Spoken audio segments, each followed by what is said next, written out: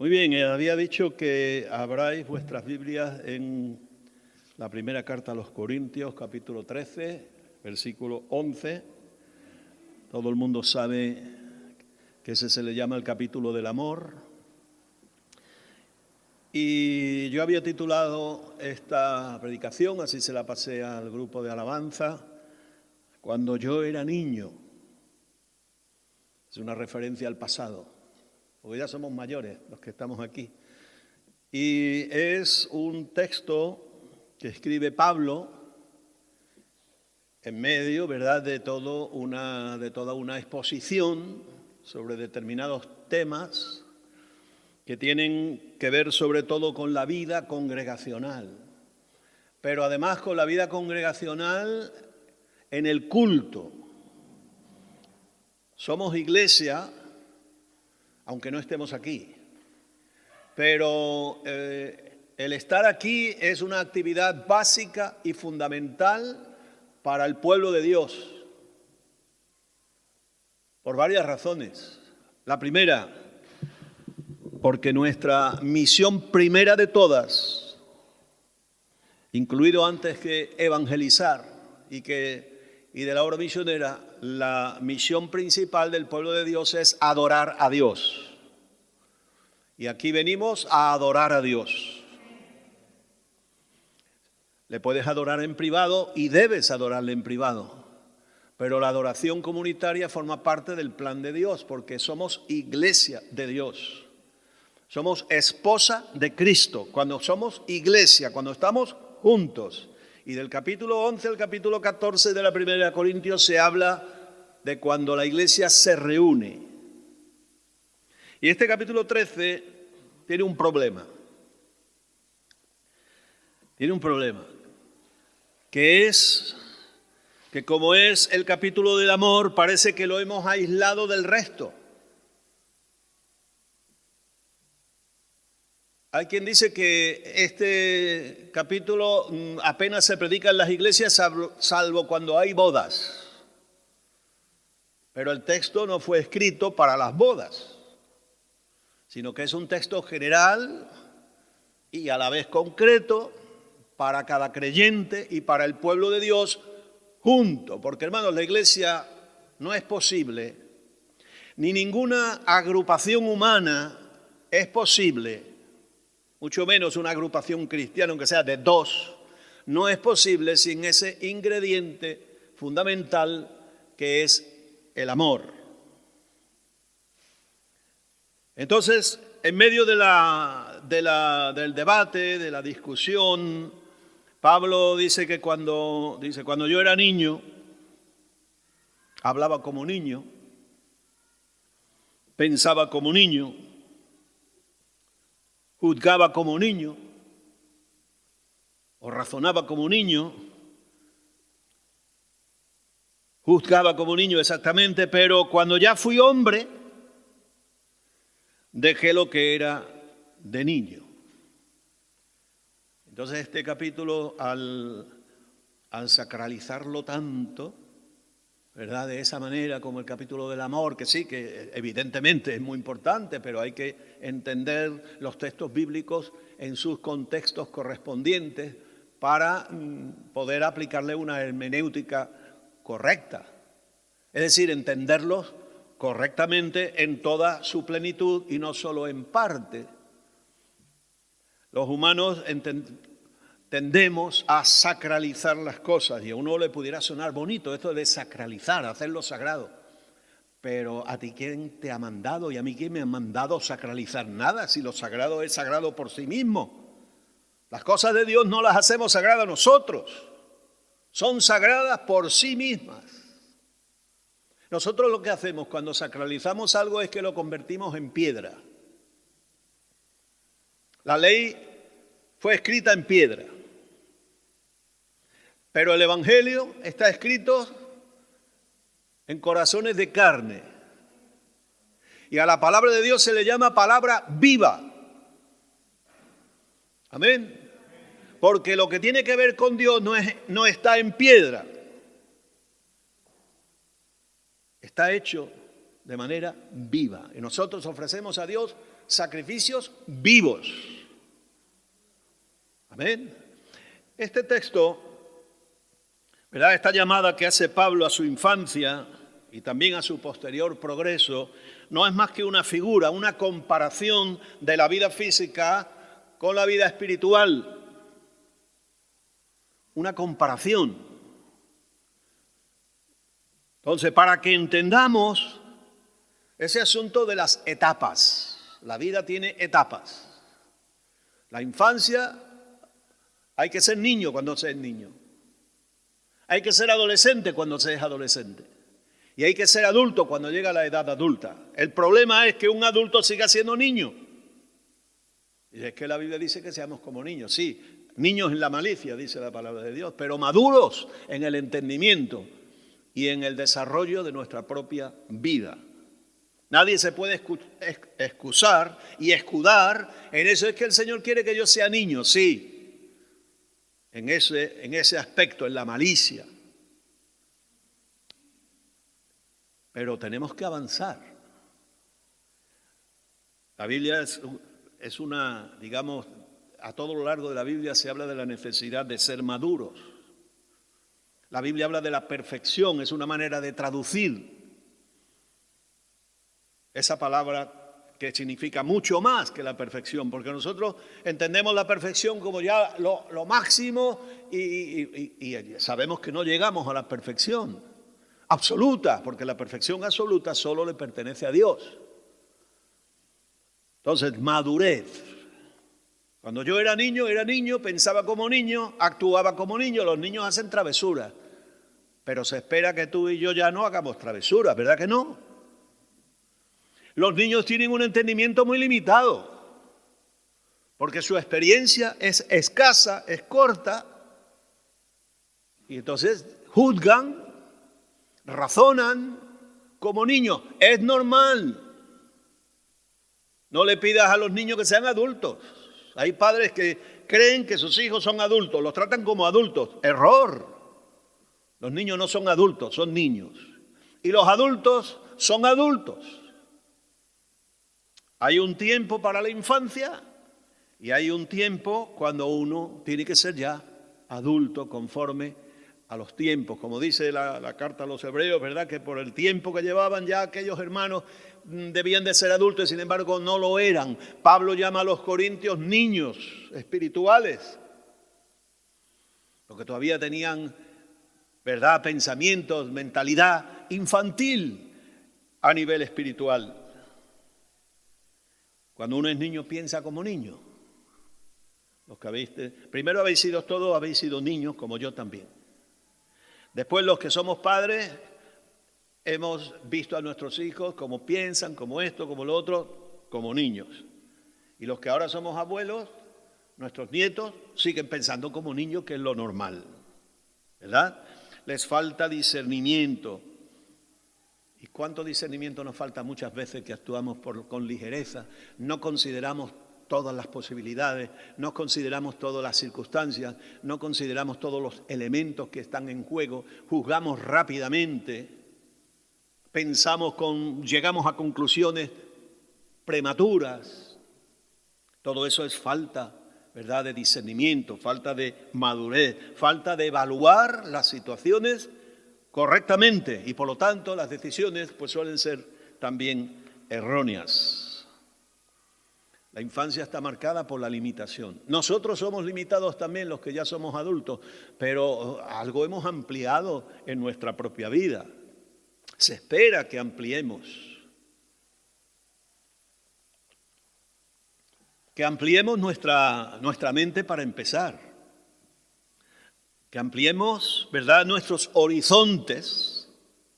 Porque hay quienes tienen horizontes muy estrechos, muy cercanos, muy como dice, cuyo horizonte es el ombligo. ¿Tú te imaginas un horizonte que no vaya más allá de tu ombligo, que no vaya más allá de 1 metro de tu vista, que no vaya más allá de la puerta de tu casa? Entonces nuestro horizonte como cristianos tiene que ser horizontes amplios. Nuestra manera de evaluar las cosas, de pensar. Entonces, nuestro ahora Esa es la comparación. Nuestro ahora, todo nuestro ahora es como la infancia. ¿Por qué? Y lo dice, ahora vamos a saltar al texto completo. En el verso 8 dice, el amor nunca deja de ser. Ahí ya nos está introduciendo en el capítulo del amor. Ese versículo suelto no nos diría nada. Sí, que cuando éramos niños éramos así, que ahora somos adultos y somos así. Pero ¿y qué? No, eso nos sirve, le sirve a Pablo de argumento para saltar a lo que él quiere enseñar, y ahora entra que el amor nunca deja de ser. Mételo en la comparación, porque hay cosas que dejan de ser y hay cosas eternas. Cosas eternas. El amor nunca deja de ser. Pero las profecías se acabarán. El pentecostalismo se acabará, hermanos. Y el carismatismo se acabará, y los bautistas se acabarán, y todas esas clasificaciones se acabarán. Las profecías se acabarán. Cesarán las lenguas. Y los milagros. ¿Quién cree que en el cielo hace falta milagros? En el cielo no hace falta milagros. Cuando estemos allá no harán falta milagros. Ninguno estará enfermo, no hace falta sanidades. ¿Verdad? La adoración será espontánea, natural, celestial, glorificada, etcétera, etcétera, etcétera.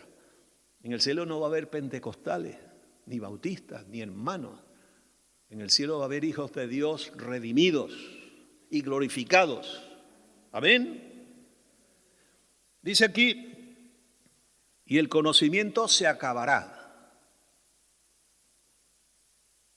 La ciencia se acabará. ¿Por qué? Porque ya lo sabremos todo, lo que necesitamos saber. En parte conocemos, ahí vamos. Como niños, en parte conocemos. Nadie lo sabe todo. Ni los premios Nobel, ni los especialistas más desarrollados en su especialidad.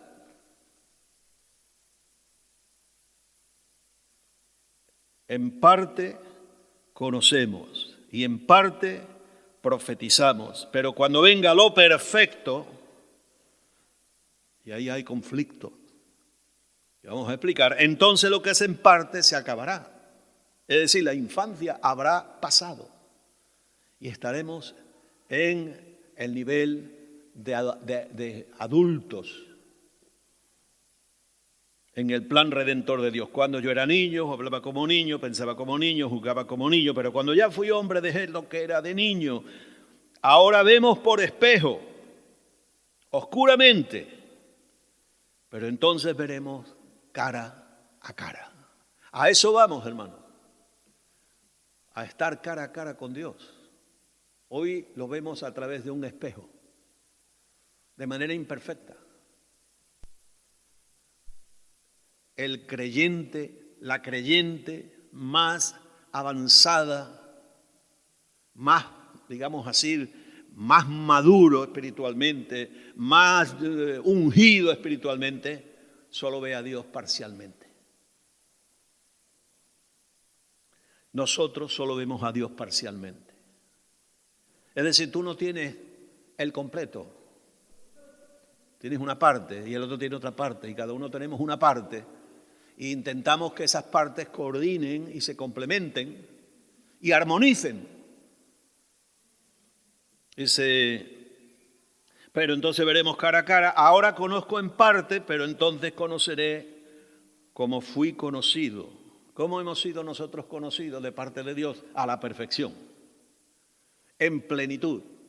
No se le oculta un rincón de nuestra alma. Y cuando lleguemos allá, conoceremos las cosas de esa misma manera, en plenitud. Gloria a Dios. Di gloria a Dios, por favor. Eso, yo sé que nosotros no somos mucho de decir gloria a Dios, pero de vez en cuando no está mal. Ahora vemos por espejo, ya lo he leído, dice, ahora permanecen la fe, la esperanza y el amor. Y estos tres, dice, y el amor, estos tres. Pero el mayor de ellos es el amor. Y ahora nos pasamos al capítulo 4. Lo de los capítulos ya sabéis que es un invento, no es inspirado en absoluto. Entonces, no podemos quedarnos al final del capítulo 13 sin leer el primero del versículo 14 que dice, seguid el amor y procurad los dones espirituales. Y esto nos sitúa en el capítulo y nos sitúa en esos varios capítulos que ya hemos mencionado, ¿verdad? Donde hay un conflicto o diversos conflictos en la iglesia. Sí, conflictos. Y no hay que, no nos escandalizamos de que haya conflictos. ¿Por qué? Porque somos humanos y cuando hay humanos hay conflictos. Hay, ¿cómo se llama eso? Conflictos de intereses, porque cada uno tiene los suyos. A los filipenses Pablo le habla y le dice que muchos buscan su propio interés y no lo que es el interés general. Y que muchos buscan lo suyo y no lo que es de Cristo. Y eso ocurre en las iglesias, y ocurre en las iglesias más grandes, en las más medianas, en las más pequeñas, en las más ungidas, en las menos ungidas, y en todas las iglesias, porque todas las iglesias están compuestas de seres humanos, hombres y mujeres. Ya tantas veces que lo hemos dicho, muchos buscan la iglesia perfecta. Y a veces se van de la iglesia porque dicen, esta iglesia está muerta, o esta iglesia le pasa esto, o esta iglesia tiene aquello, o en esta iglesia no me edifico, o en esta iglesia me aburro, o en esta iglesia, y siempre hay una razón, porque la iglesia es imperfecta. Y se ponen a buscar, y cuando llegan a la que creen que es imperfecta y entran, la iglesia deja de ser perfecta. ¿Por qué? Porque están ellos. Como si estuvieran otros, porque no hay iglesia perfecta. Ahora, ¿qué ocurre? Que nosotros tenemos las iglesias, tenemos al Señor, y el Señor está presente. Y es la iglesia del Señor. Y cuando decimos todas esas tonterías, estamos ofendiendo a Dios, porque es su iglesia. No es la tuya, ni la del pastor tal, ni la del pastor cual. Tendrá sus defectos. Tendrá sus problemas, pero no digas nunca, no hables contra la iglesia, porque estás hablando contra el Señor, contra su cuerpo. Y es importante que tengamos un criterio. Eso no significa que tenemos que dar todo por bueno. Aquí en esta iglesia creemos en la libertad. Y también creemos que cuando tú no te sientes a gusto en un sitio, pues puedes cambiarte a otro donde te sientas mejor para que no peques. Criticando o dividiéndote de los hermanos o cualquier otra situación, ¿vale? Busca aquello, pero busca de Dios primero, para que Dios te guíe, Dios te dirija y te dé la conformidad. Este es el sitio donde yo quiero que tú estés. Nosotros no estamos en nuestras iglesias de manera circunstancial, estamos en las iglesias porque Dios quiere que estemos en un lugar donde tenemos una misión que cumplir, todos y cada uno. Amén. Tómatelo de esta manera y entiende, bueno, ¿cuál es mi papel en esta iglesia? ¿Cuál es mi papel en esta congregación? ¿Qué quiere Dios que yo cubra y haga aquí? Y dedícate a lo que Dios quiere que tú hagas y no a cualquier otra cosa que no es el plan de Dios para ti. Nuestras capacidades son limitadas, son imperfectas, ¿verdad? Vemos oscuramente. ¿Cuál es la figura que usa Pablo? La del espejo. Nosotros hoy tenemos espejos perfectos, muy buenos. Con todo, tú sabes, la imagen del espejo es una imagen, pero no eres tú. Tú estás aquí y el espejo está allí y te refleja a ti. Pero en aquel tiempo los espejos eran muy imperfectos, se hacían de bronce, muy bruñido, muy pulido, pero la imagen era borrosa. Por eso la imagen es imperfecta y Pablo usa esa figura. Además, Corinto era una ciudad que producía tremendos bronces, por eso también va a utilizar el bronce como metáfora cuando diga, ¿verdad?, que el que habla lenguas y muchas lenguas y profetía y todo esto, pero no tiene amor, es como bronce, como ruido de bronce. Y después añade como un címbalo que retiñe. Son dos figuras con el mismo material, el bronce. Dice que en Corinto había, como en las ciudades era normal que los gremios se agruparan por calles o barrios, había una calle que era la de los labradores del bronce, los orfebres o los trabajadores del bronce. Imagínate, yo no sé, y sobre todo si alguna vez has estado en Marruecos, en algún sitio de estos donde trabajan el latón, allí toda la calle trabajando con el martillo y el cincel, tan, tan, tan, tan, tan, tan, el estruendo tremendo que tenía que ser esa calle. Pues puedes hablar lenguas, puedes dar profecías, puedes obrar sanidades, puedes hacer lo que te parezca, pero si no tienes amor, eres puro ruido. Y los címbalos, no tenemos una batería de esta electrónica que no hay ahí címbalos ninguno, es todo falso, todo eso es falso. Si fuera una batería de verdad, tendría los platos que vosotros habéis visto y ¡pum!, y suenan y resuenan. Son de bronce, ¿verdad? Pues es lo mismo, pero es puro ruido. Entonces es importante que nosotros sepamos saber que estamos viviendo en la etapa de la imperfección, de lo incompleto. Por lo tanto, nuestra mentalidad sea un poquito más razonable, sea un poquito más comprensiva, más tolerante, más abierta, no tan rígida. La rigidez es propia de la piedra, la flexibilidad es propia de la vida. Por eso vivimos, ¿verdad?, en un evangelio vivo y no en un evangelio de piedra. Nuestra realidad hoy es que el Señor nos ha dado tres columnas para sustentar nuestra vida espiritual. La fe, la esperanza y el amor. La fe, la esperanza y el amor. Es verdad que se habla de todo esto en las iglesias, de fe, de esperanza y de amor. Pero lo importante no es que se hable de fe, de esperanza y de amor, sino que vivamos la fe. La fe no es creer cualquier cosa, cuanto más arriesgada, mejor. Eso no es fe, eso puede ser fantasía. Fe no es otra cosa. Tiene muchas definiciones en la Biblia, pero fe no es otra cosa que poner tu confianza en lo que Dios te ha revelado, no en lo que tú crees que Dios dice, no en lo que te gustaría que fuera, sino en lo que Dios revela. Tenemos la palabra de Dios ya revelada, pero después también el Espíritu Santo nos revela cosas. Dios te habla. Una vez en una reunión de pastores de distintos niveles y estaba explicando, porque me preguntaron sobre esto del cambio pastoral, que cuándo, que esto, que lo otro, digo, estamos pendientes de que Dios nos hable. Ah, pero ¿tú crees que Dios te habla? Digo, sí. O sea, fíjense, eran pastores. Muchos pastores creen que Dios ha hablado en la Biblia y ya está.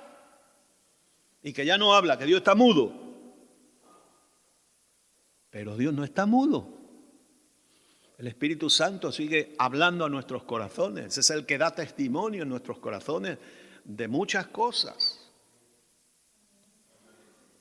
De que somos hijos de Dios. ¿Te parece poco? Reyes y sacerdotes. Dice, todos los que son guiados por el Espíritu son hijos de Dios. Ya hemos explicado esto antes. Todos los que son guiados por el Espíritu son hijos de Dios, pero no todos los hijos de Dios son guiados por el Espíritu Santo. Por eso Pablo lo dice de esa manera. Podemos ser guiados por el Espíritu Santo. Dios quiere guiar tu vida. Dios quiere guiar mi vida. Dios quiere guiar la vida de la iglesia. Y la iglesia es bendecida cuando nos dejamos guiar por el Espíritu de Dios. Y no por otras cuestiones. Hay muchas otras cuestiones que están como, digamos, como línea directiva de la vida de las iglesias. Tu vida también puede ser dirigida de muchas maneras, pero yo creo que la felicidad, si podemos hablar de ella, está en que tu vida se ajuste al plan de Dios. Con todo esto, la fe y la esperanza pasarán. La esperanza es que lo que tú crees, ahora lo esperas. Esperanza y fe van juntas. Van juntas.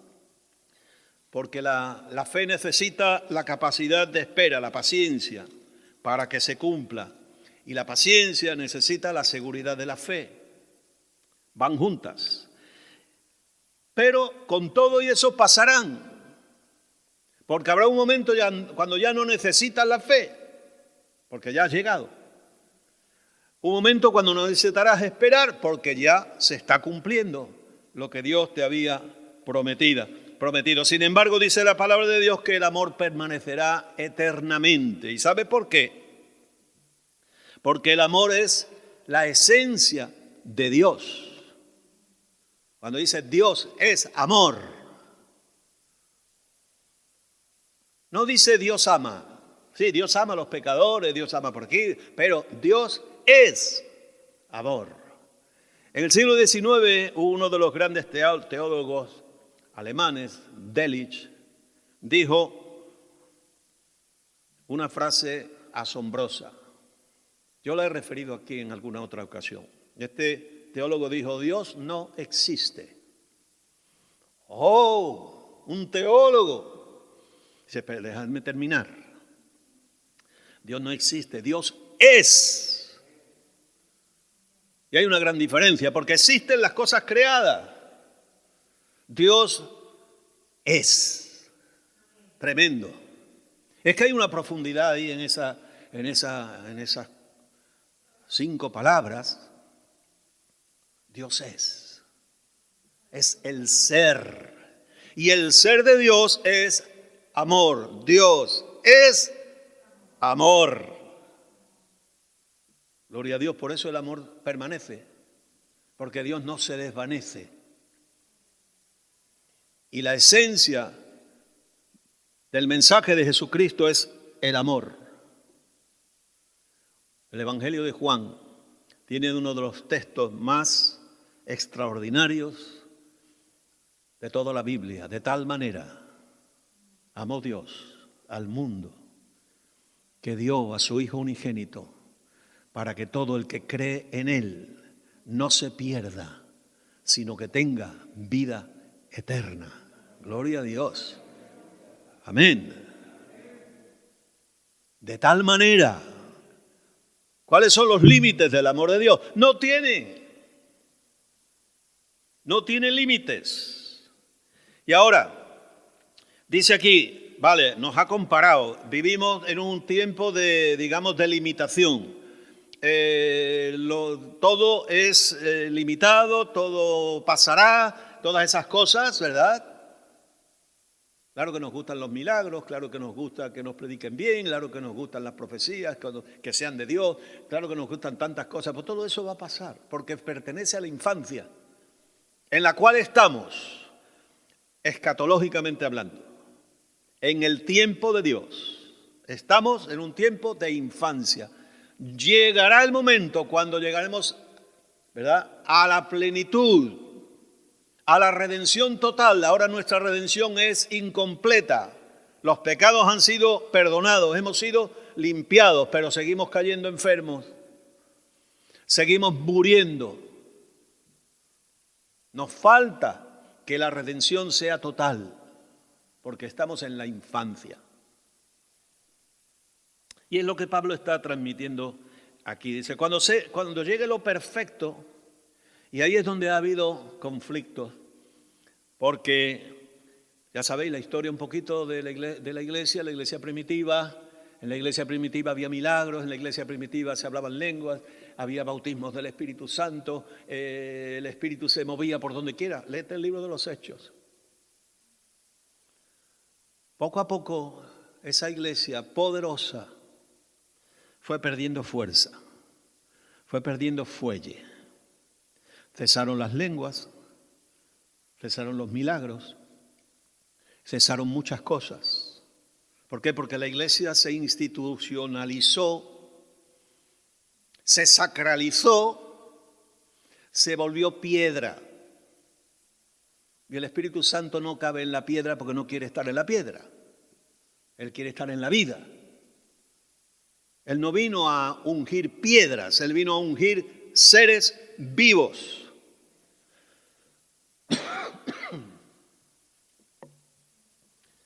Entonces,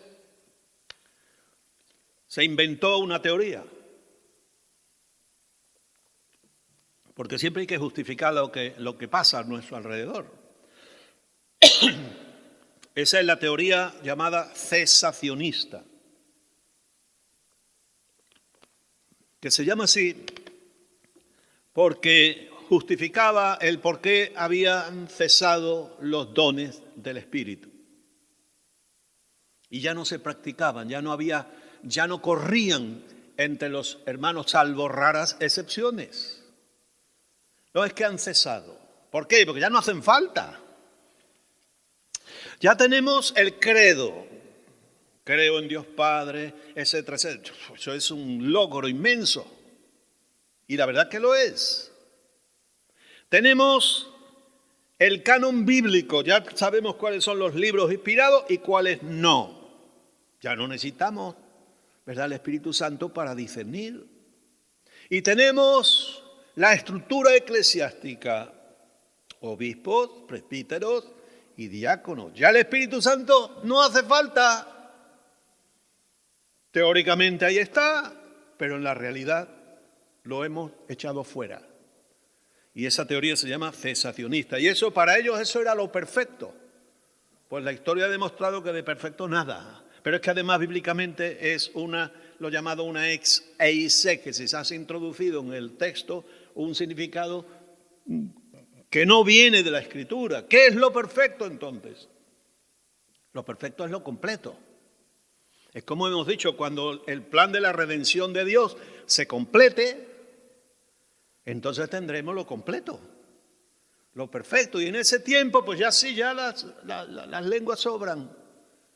Sobrarán las profecías, sobrarán los milagros, porque no harán falta, porque estamos en plenitud de gloria. Pero mientras que eso llega, ¿verdad? ¿Qué dice en Romanos? Pablo dice, ¿verdad?, que la propia naturaleza gime esperando su redención. La redención plena. Será el fin de lo parcial, de lo imperfecto y limitado, llegada de lo completo y de lo perfecto. ¿Por qué todo esto? Porque quiero, hermanos, que nos demos cuenta de que nuestra situación siempre, de momento, es incompleta. Y eso nos haga, como he dicho antes, tolerantes, abiertos, comprensivos. Y lo que viene después, que fluya el amor. Y el amor cubrirá las imperfecciones. El amor limará las asperezas. El amor será el vínculo que nos una en perfección. Amén. Tenemos que convencernos de eso. Todavía no ha llegado ese momento, ¿verdad?, de la plenitud. Somos una iglesia escatológica. Volvemos a usar esa palabreja. El mundo ahí fuera la usa con otro sentido, pero lo escatológico en la palabra es que creemos lo que Dios ha prometido, esperamos lo que Dios ha prometido, pero aún no ha llegado en su plenitud. Eso es la escatología bíblica. Como dice 1 Corintios 15, se siembra en corrupción. Ahora mismo nosotros tenemos cuerpos corruptos. Todos los años perdemos a alguien, acudimos a su entierro, lo entregamos a la tierra, sabiendo que su alma, su espíritu se fueron con el Señor, pero que el cuerpo se corromperá. ¿Verdad? Bien. Sembramos en corrupción, pero resucitará en incorrupción. Se siembra en deshonra, porque como somos imperfectos, siempre hay algo deshonroso. Pero cuidado, somos pecadores arrepentidos y perdonados. Amén. Somos pecadores. Súmale el arrepentido, porque si no, lo otro no viene. Pecadores arrepentidos y perdonados. Y una vez perdonados, además, el Señor nos ha exaltado a la posición de hijos suyos. No es poca cosa.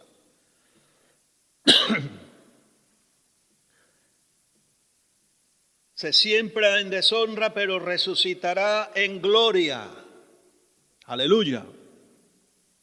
Se siembra en debilidad, resucitará en poder. Amén. Qué bueno. Pero predomina el amor. Ya sabes, sin amor solo soy ruido. No soy nada. Léete los primeros versículos después del capítulo, ¿verdad? Y nada de lo que hago vale. Puedes matarte por el Evangelio, pero si el amor no está en todo lo que haces, no vale nada lo que estás haciendo. Por eso cuidado, hermanos, cuando hacemos mucho y después, es que nadie colabora, es que nadie esto, es que esto, lo otro, pues ya no hago más nada. ¿Dónde está el amor? ¿Lo haces por amor o lo haces para que se te reconozca? Para que suene, para que se sepa. Cuidado, porque podemos caer en esa situación. El amor supera los dones, supera el ministerio. Es gran evangelista, gran predicador, gran lo que tú quieras, gran directivo, presidente. Si el amor no dirige tu vida, todo lo que hagas, todo lo que seas, todo lo que propagues, todo lo que difundas, todo aquello de lo que tú presumas, no vale nada. Lo siento porque no lo digo yo, creo que lo hemos leído, que está ahí, que lo tenemos claro. El amor supera los dones, supera el ministerio y todo lo que somos. El amor además permanece frente a lo efímero y pasajero, ¿verdad? Lo que sea que seamos es por un tiempo. Yo he sido presidente de varias instituciones evangélicas, pero eso un tiempo. Y gracias a Dios el Señor me dejó ver que eso era pasajero, muy pasajero, ¿verdad? Y muchas cosas que puedes que sea. Hay que saber, ¿verdad? La vida es un libro y hay que ir pasando páginas, pero que pasándolas con la aprobación del Señor y rellenitas, rellena tus páginas. Pero cuando llegues al final de la página, pasa a la siguiente. Dios quiere llenar tu libro. Y lo quiere llenar con grandes cosas. Pero todo eso pertenece a lo pasajero, a lo efímero, a lo superficial, si quieres, en cierta manera, porque lo importante es que en todas esas páginas, están impregnadas del amor de Dios. Porque si no, muchas páginas, cuando el Señor empieza a leerlas, irá tachando. Esta no vale, esta no vale, esta no vale. Bueno, esta tiene un poquito, vamos a salvarle un parrafito aquí, ¿verdad? Y así es nuestra vida. El amor permanece frente a lo efímero y lo pasajero. Y hermanos, el último versículo es la clave. Cuando dice, seguid el amor y procurad los dones espirituales. Es decir, con todo, Dios no menosprecia nada de eso que estamos diciendo que es efímero, que es pasajero. No lo menosprecia, solo que es secundario. Lo secundario no significa que no tenga valor, significa que es secundario, que hay algo que es prioritario, que está antes. Y después dice, seguid el amor. Muchas veces lo interpretamos y se ha interpretado incluso por los eruditos como que te esfuerces en amar. La palabra original puede significar eso, puede, pero tiene más significado. Y a mí creo que teológicamente el significado más idóneo es el que se puede traducir por deja fluir el amor. Deja fluir el amor y tú incorpórate, ¿verdad?, a la corriente del amor. ¿Sabe por qué? Porque tú no vas a amar porque te esfuerces en amar.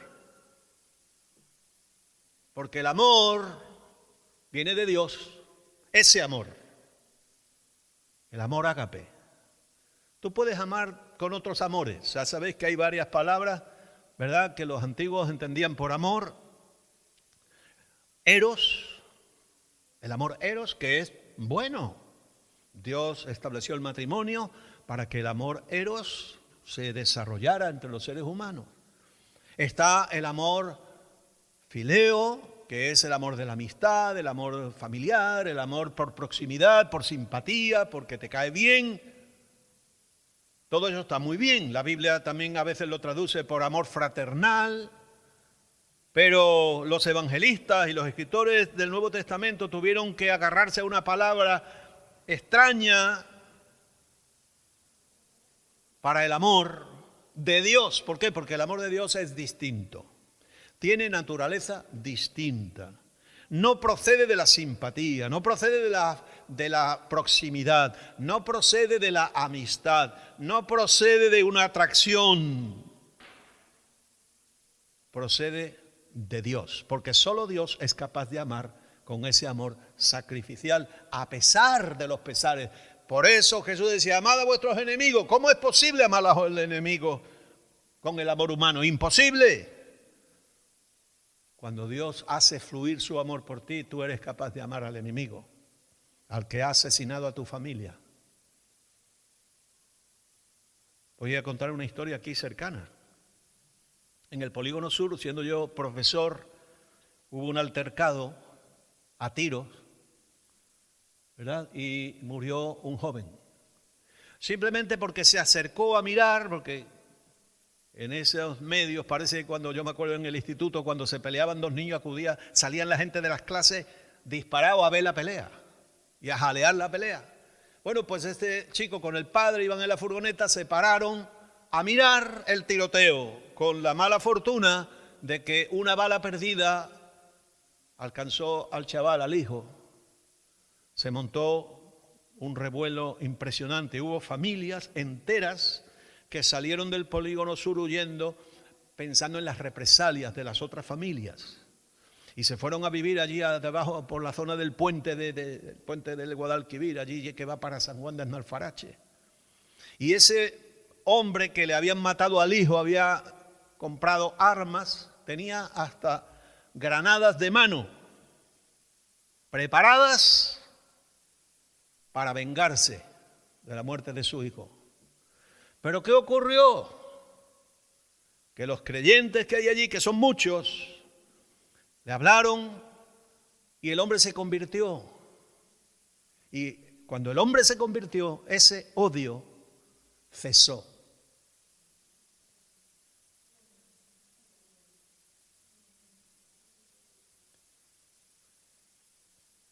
Es un testimonio.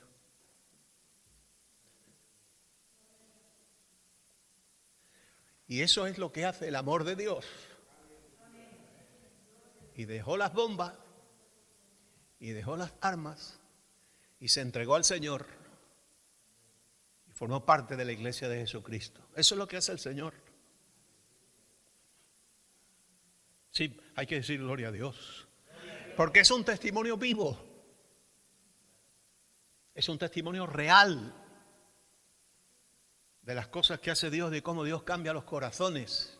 Entonces, no hace falta que te esfuerces en amar. Lo que tienes que hacer es dejar fluir al Espíritu Santo en tu vida, dejar que el amor de Dios fluya y tú te incorporas, como el de la profecía de Ezequiel, que empezó metiéndose en el río por los tobillos, después por las rodillas, después por la cintura, hasta que nadó, ¿verdad?, en ese río. Pues lo que tenemos que hacer los cristianos, nadar en el río de Dios. Nadar en el flujo, en el fluir del Espíritu Santo. Seguid el amor, dice Pablo. No dice fabricad el amor, no dice esforzaos en amar, porque es imposible. El cristiano, hablamos de esforzarnos, es arrimarnos a Dios, arrímate a Dios. ¿Dónde está el amor? ¿Dónde está la fuente? Allí es donde tú tienes que ir. Porque si la fuente no tiene, a lo mejor por ti fluye un chorrito. Pero aquí no dice que fluya un chorrito, un goteo, no es con cuentagota que amamos los cristianos. Tiene que ser un torrente, tiene que ser un río que corre solo. Ahora hace falta, ¿verdad? El pantano, lleno de agua. Lleno de ese agua que fluye, lleno de ese amor. Por eso los cristianos tenemos que acercarnos al Señor. Pablo le dice a los filipenses que vuestro amor abunde aún más. ¿Cómo puede abundar el amor de Dios si nosotros no somos los que producimos ese amor?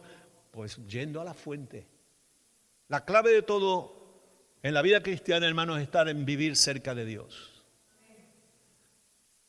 Elías decía, el Dios de Israel, en cuya presencia estoy. Esa era la tarjeta de presentación de Elías. Que sea también la tuya y la mía. Oramos. Me gustaría que nos pusiéramos de pie y le digamos al Señor, aquí estoy, Señor. Yo quiero que ese amor tuyo fluya en mí para que yo siga su fluir. Amén. Todos y cada uno tenemos que decirle al Señor esto.